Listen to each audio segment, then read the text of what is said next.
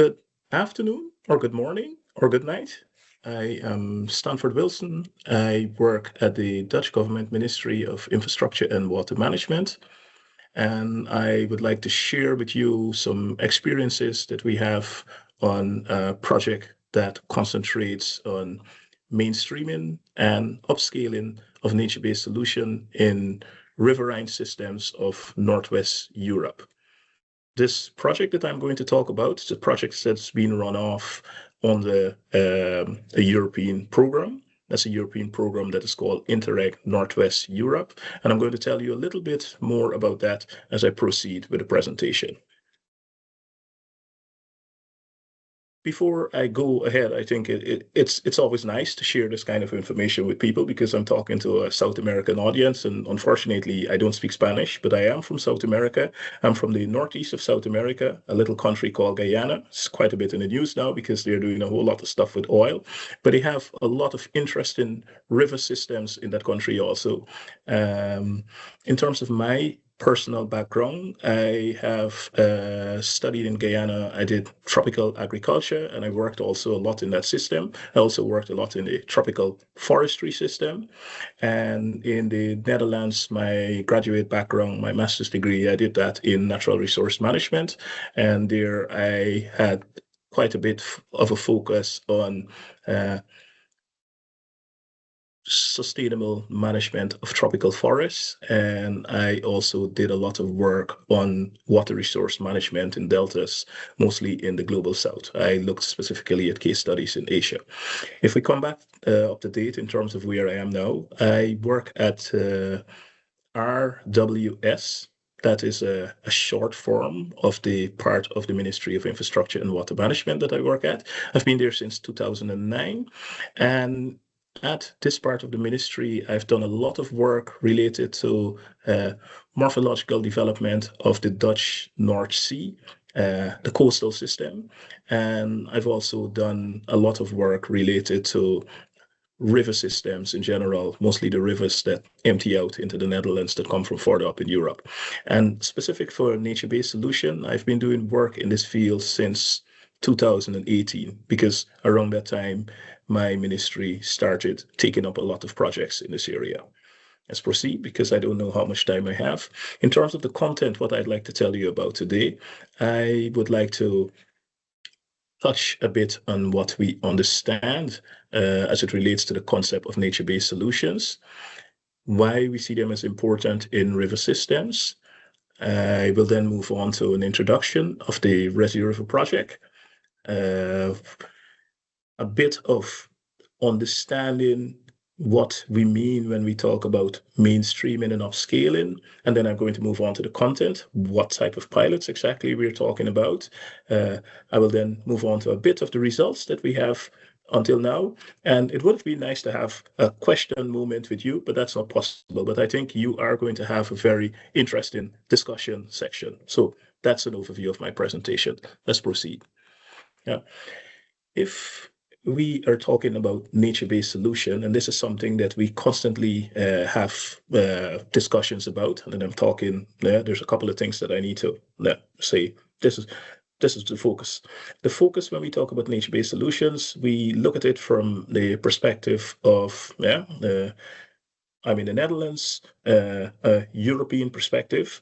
But if we look at what the definition is of nature-based solution, then we look and see what is the most acceptable definition in the world.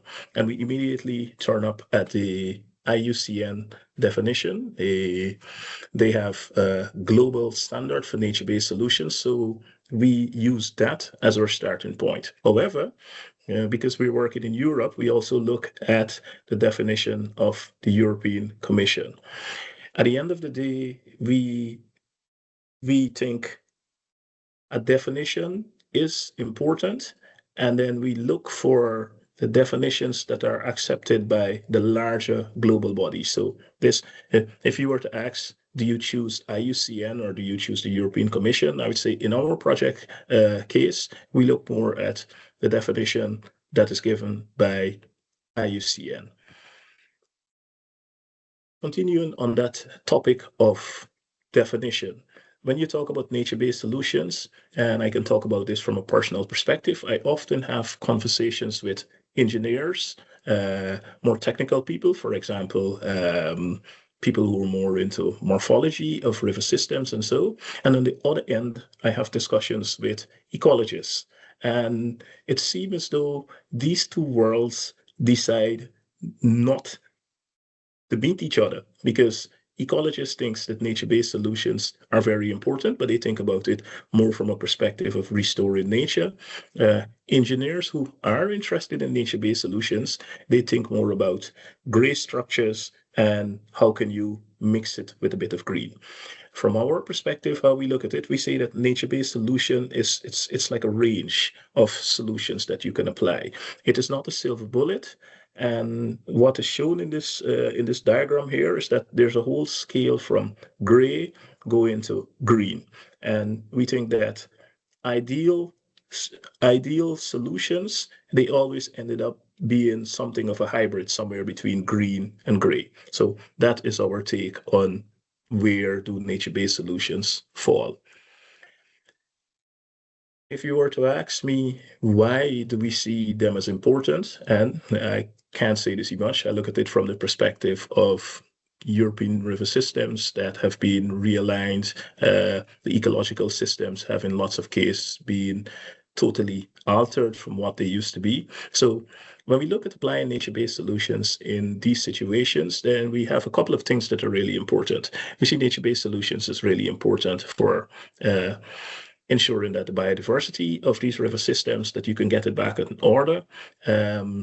We currently, if you look at the last 10 to 15 years, we've had a lot of negative effects from climate change. And then if I look at these photos here, then specifically as it relates to drought, and we think that nature-based solution can help us in sorting out a bit of that problem. On the other extreme, there's also lots of problems associated with flooding. So there also, we see them as important. Navigation in rivers is very important here because that's how lots of companies can earn their money. So that is also another fact that we take into consideration. And the agricultural system is very important. And we think that farmers, they play an important role in society, but maybe by helping them to move toward measures that combine more nature-based solutions, they can be effective. And at the same time, we are not going to be having these discussions about the potential negative effect that farming is having in the environment. So these are a few of the reasons why we see nature-based solutions as being very important in river systems. I would like to briefly focus on this because if you look at the development of what is known now as nature-based solution, it has, I have a graph here, and that is if you look at the amount of publications that are nature-based, what has happened is pretty much until the 80s, it was kind of non-existent. It was probably wrong, but it was called by another name. But if you look like from the 90s, there's been sort of like an exponential growth in terms of documents, publications, and also the realization that using nature-based solution can be one of the effective measures to help in alleviating the problems associated with climate change. If you look at it from a European perspective, there are now lots of documents, rules and regulations that are really pushing using more nature-based solution. The European Union is also funding ideas and projects that are related to these topics. If I, instead of broadening, if I narrow the scope and look at the application of nature-based solutions from a Dutch perspective, the Dutch, as you all know, they've had a long history of working with water. Some people say they also did a whole lot in terms of creating land, but from the perspective of the company that I work at, the government ministry, they have had a history where they were responsible for keeping the Netherlands from flooding. And in the process of doing that, it was a very strong engineering perspective. You know, we build dikes, we build dams, areas that are really low-lying, we pump water out of it, and then we create living space. And that went all good until in the 70s, then society started pushing back against this agency because they said, it's good what you're doing, but it's like you're not taking any consideration of the natural habitat and conditions that we live in.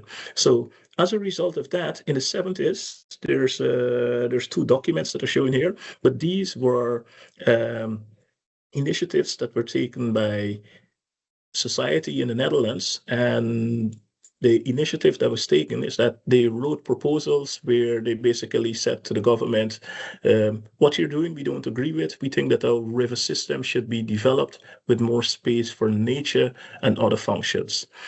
What helped also in terms of pushing what we call the nature-based narrative in the Netherlands is probably really big and known. In 95, in the Netherlands, they had major flooding, and that has led to the Room for the River project, which is really big and known all over the world. And in the Room for the River project, there were lots of river realignment projects that were taken.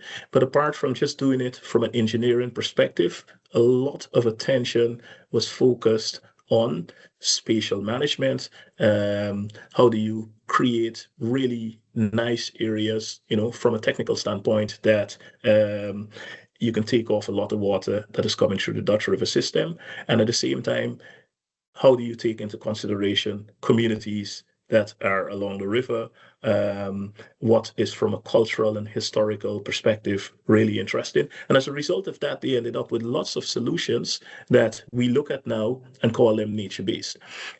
I'll briefly move through this. In the Netherlands, we're currently working on a whole lot of different projects that we classify now as nature-based. And you can look later at this slide. If you Google all of this information, you'll find all sorts of stuff relating to nature-based solutions. But I'd like to move on because I'd like to tell you about the project that I manage. It is a project called Resi River, and that Resi River, that stands for Resilient River Systems in Northwest Europe. Northwest Europe is this colored area on the map, and in this area from the European Union, they have a particular amount of funding that they have for good ideas as it relates to working with nature-based solutions. From my perspective, I got together with a whole group of people from different parts of Europe, and we wrote a proposal. In this project, we have 11 partners from the Netherlands, from Belgium, France, Germany, and Ireland. And it's a project that started in 2023 and it goes on for 5 years. And in terms of the participants who are in it, we have a combination of universities, we have national and local government bodies that are responsible for water management, and we have also environmental-based NGOs. And in terms of who is in it, this map illustrates that. Where you have the red dots, those are the locations where we have the partners who participate in the project. And then on the other side, the blue dots, those are what we call the associated partners. And those are people who they do not directly participate in the project, but we share the knowledge with them. And if you were to notice in the blue dots, we also have partners far out of that region that our project is based in, like in Scandinavia, a bit in the UK, that is now not a part of the European Union. And we also do a lot of work with the American government ministry, that is the equivalent of the Dutch Ministry of Infrastructure and Water Management. So they also share the knowledge that we gain. How this project is set up. We work in 3 different groups, and in the first group, that's where we do hands-on work and how do you do nature-based solution in real life? How do you do that in physical projects? What kind of problems do you get when you try to apply a nature-based solution? And how do you solve those problems? We have another group that is responsible for disseminating all the knowledge that comes out of that first group. And I have this here, WP1, that is actually work package 1. So work package 2, that works on what do you do with the knowledge that is developed and how do you ensure that practitioners can use that knowledge. And then we have a work package 3, and the work package 3, they take that knowledge that has been developed and they figure out how you can get that into national policy, because we think to be effective, having technical knowledge alone is not enough. So at Work Package 3, they try to figure out how do you bridge that gap. Apart from all of these, we have in our project what is called a science team, and that is more a group that is affiliated with universities, and they look at the knowledge that comes out of our project, and they look at how can you potentially convert this information into, for example, publications. They also look at how you can transfer scientific knowledge to practitioners. That's that.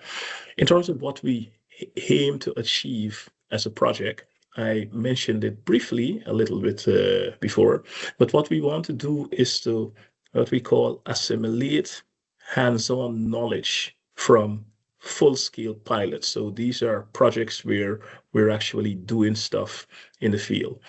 We are working in river systems throughout Northwest Europe, and we are working in large river systems, for example, like the Rhine and the Meuse River. Also, we're doing work in the Rhone River, that's more going down to the south of Europe in France. And then in between, we have also small river systems. We have the Lys, for example, that's a small river in France, the Dromore, which is a small river in Ireland, and the Vestra, which is a small river in Belgium. The knowledge that comes out of there, as I had explained previously, we look at how do you disseminate that knowledge, how do you get it into policy.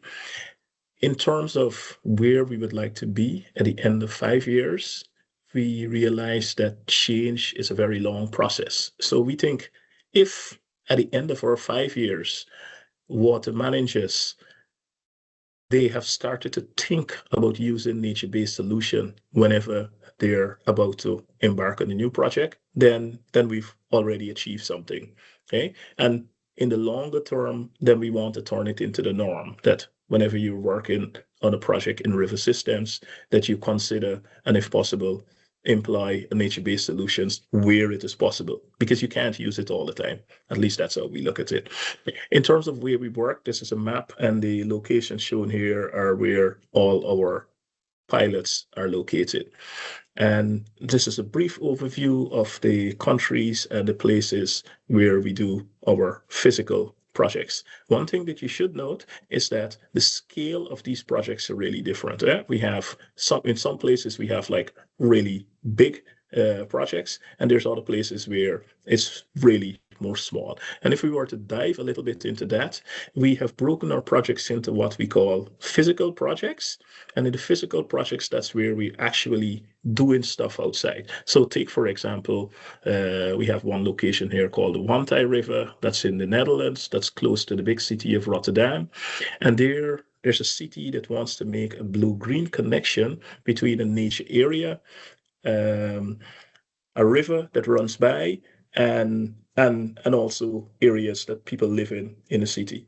So in doing that, they are looking at, instead of doing it with total engineering, what can we combine in terms of nature-based solution to get an ideal outcome? So in the duration of our project, they are going to design a nature-based solution and implement it.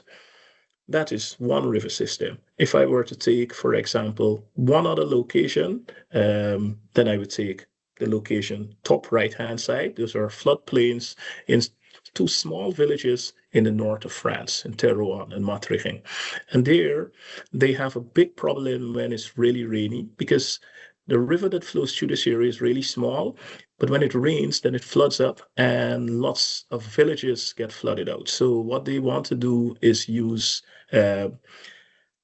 what they have as wetlands, and they want to use them as temporary storage basins for when all of this rain and all of this water is coming down.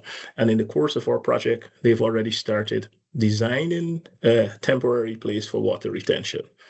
Let's move on to the other type of pilots that we have. So I was just talking about physical pilots. We have also what we call study pilots. And it's important to know with this group of pilots, we look at it from the perspective of these are all plans of projects that are going to be really, really big For example, in the Netherlands, I can say, I've spoken already about the Room for the River project that has already been carried out. The Netherlands is currently at a standpoint where they are making plans for a second version of the Room for the River. So our project, for example, tries to make the link with them so that if you look at things on a long-term basis, we can already get the ideology of working with nature-based solution into this project.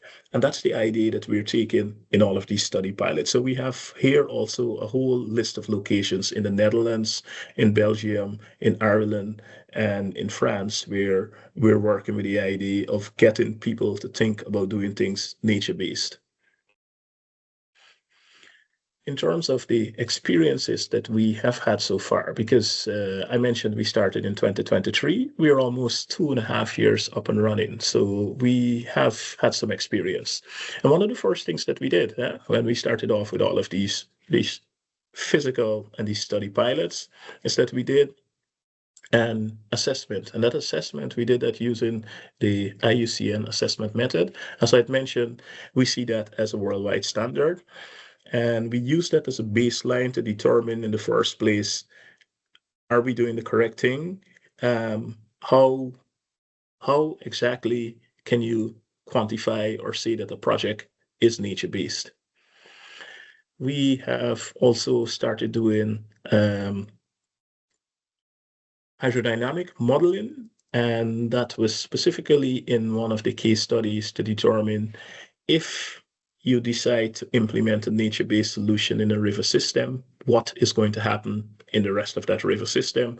Is that nature-based solution going to result in positive impacts or not? So that's something that we've been working on. We've also been looking at stakeholder engagement tool. And here I would like to emphasize on the fact that apart from a technical engineering part of things, we're also looking from, maybe you can call it the social sciences perspective, to determine what is essential to not only implement a nature-based solution, but also to involve the stakeholders in the area where the nature-based solution will be implemented, and to ensure that they like you create some sort of ownership, because we see that as essential for success in the long term. We've also been looking at results-based assessment for nature-based solution and working with something that we call the theory of change. That's moving on to transition science and so. And I'd like to talk a little bit about the challenges that we see now. In terms of, you may not see too much on the screen, but the idea that I'd like to give you here is that when we applied the IUCN analysis to all of our pilots, and here I'm just showing 6, then we got really interesting results. So all spider chart results, but these results give us a first impression as to whether or not we were going in the good direction. If you look at it from the IUCN perspective of what is essential for something to be nature-based. So this is what we got in terms of our results. And I don't have enough time now to delve into the details, but if people have questions, then you can come back to me later. In terms of the lessons that we learned from the IUCN framework, there's quite a few. A couple of the big things we realized that it was a system that has been well thought of. They have input from all over the world. We got a lot of new insights for all of our pilots, and we also were able to determine what parts of our pilots we were doing good and which parts we had to put more energy into it to make it, well, if you look at it from an international perspective, to make it more nature-based. What we also realized was that some components of this framework is kind of like you get results out based on what you put into it. Okay? I am tempted to say that we thought that some parts were subjective, but I'm going to hold myself back. But well, continuing on that subjectivity story, we were also a little bit like, we need more of a what we call a standardized assessment method. Okay? One of the things that we realized also, because we tested this at a whole lot of pilots, was the fact that it's a really good thought out system, but there are so many questions. And for people from time to time, it can be a bit overwhelming to figure out exactly what do they really mean with these questions. One of the biggest lessons that we realized at the end of testing the IUCM framework was the fact that it is really good process-based. So it tells you, do you follow these steps to determine if you're working nature-based? But at the project level, we are also interested in knowing what kind of results we're going to get as a result of implementing some measures. So that is something that we have to work on for the future. In terms of other results that we got, I mentioned that our colleagues who were working on the Vestra River in Belgium, they started doing work on hydrodynamic modeling. And in their model work, they started doing work on sensitivity analysis. They have been able to draft the first versions of applying a nature-based solution in a river system and determining what impact it is going to have on the community. So that is something that we are just developing our first reports on. We have also developed a stakeholder engagement tool, and stakeholder engagement tools that really zooms in on, let me call it, the social science aspect of working with nature-based solutions. How do you engage stakeholders in a positive way, and how can you use strength from stakeholders to, for example, work with decision makers, help in the long term in terms of maintaining a nature-based solution. So this is something that that has just been developed, and we're currently working on it, because what happens is, like, one partner would develop a particular tool, and we go ahead and we test it at all the different projects in different country and political and physical settings in Europe, and then we make a big document and come back. We have also done small, what we call studies. We look, for example, inventory of results-based nature-based solution assessment framework, and this was as a result of us working with the IUCN method, where we realized we are good in terms of process, but we still need to get something that gives us more tangible results. So that is what we're doing work on. We have also worked on barriers and opportunities in communicating nature-based solutions. That's more from a communication perspective. We would like to look and see what is necessary to make sure that your message gets to people. I mentioned also that we're working on a theory of change, and what we look at in terms of theory of change, this is like if you pull out from just looking at things from a technical perspective, we have realized that nature-based solution, it's not so new. At a technical level, there's lots of people who have knowledge about it, but at the end of the day, something stops us from becoming the norm. So we have a few colleagues who are looking at it from the perspective of nature-based solution. Do you start off with that as an innovation? And how do you move it through different layers in society to turn it into the norm? So this is what we call working with a theory of change. And we say, when you're working with a theory of change, then you have to ensure that you work with the window of opportunity. Is it the correct time? For example, now nature-based solution is really well known in society. We often say that we have to be careful that we stay true to working with nature-based solution and do not end up turning into just greenwashers, but that's a totally other story. And we are also working with what we call regime change, and that's where I briefly mentioned that we're working a bit with transition science, like how this a society changes its way of thinking to move from one point to the next.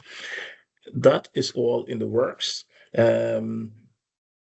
And associated with our theory of change. As I just mentioned, we look at time, what happens in time, and the different states of a system. This, by the way, that this whole slide that I just mentioned here, this is being worked on, and this is a very good example of what the science team in our project is doing work on. What we are looking at doing now, apart from those initial results, we are looking at what we call retrofitting the IUCN assessment framework. And the reason why we would like to do that is because we're interested in results. As a result of that, we are working on what is known as a light assessment tool. And that light assessment tool, we will use a lot of the ideas from the IUCN framework, and then we will translate that into a tool. And I hope that very soon in the future, I'll be able to share that with the bigger world. And that tool is supposed to give us more information about when you're implementing a nature-based solution, what type of results can you expect out of it. Other things that we're looking at methods for monitoring the effectiveness of nature-based solutions, right? And not just theoretically. We want to know in the real world, how do we do that? We're looking at biodiversity net gain and valuation of ecosystem services. I always call that the fake stuff, because there's lots of economists who say they know how to do it, but we are weighing off all of the knowledge that is available and trying to determine what we can apply that can give really tangible results. A big thing that is also important is maintaining nature-based solution, because if you think forward in the future, nature-based solution, you can see it in the future as a sort of what we call an asset in your system. And then you have to figure out, how do you maintain it? Because you have to do that different than a regular bridge or other assets that you may have in your river system now. So we're working on that. And one of the most important things that we're working on also is to look at how do we get the thinking of working with nature-based solution at a higher level in our ministry. It's kind of like, how do you convince people who make decisions to push more for using nature-based solutions? That was it for my presentation. Thanks for your attention, and I hope that you have a really good discussion. Thank you.